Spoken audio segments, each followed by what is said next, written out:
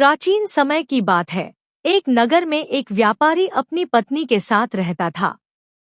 वह व्यापारी समृद्ध था, लेकिन फिर भी वह दुखी था क्योंकि उसका व्यापार दिन प्रतिदिन घाटे में जा रहा था।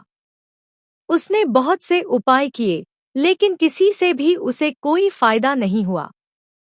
एक दिन उसे किसी संत ने यह सलाह दी कि वह रवि प्रदोष व्रत करें, जिससे भगवान शिव की कृपा से उसकी सारी समस्याओं का समाधान हो सकता है।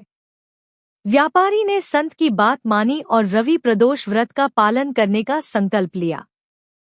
उसने सबसे पहले सूर्य देव की पूजा की, फिर भगवान शिव का पूजन किया और त्रयोदशी तिथि को व्रत का पालन करते हुए शिवलिंग पर जल चढ़ाया।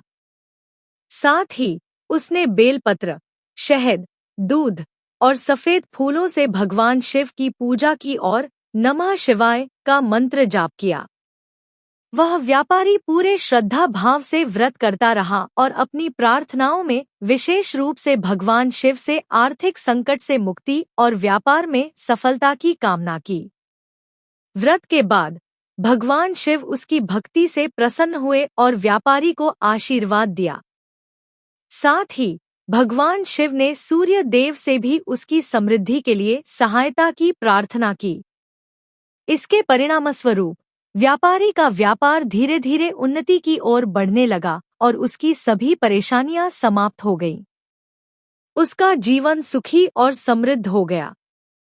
वह व्यापारी अब हर महीने रवि प्रदोष व्रत श्रद्धा से करता था और भगवान शिव की कृपा से उसे जीवन में अपार धन, सुख और समृद्धि मिली।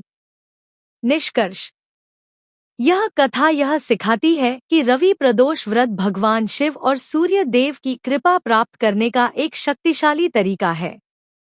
इस व्रत को करने से व्यक्ति के जीवन की सभी समस्याएं दूर होती हैं।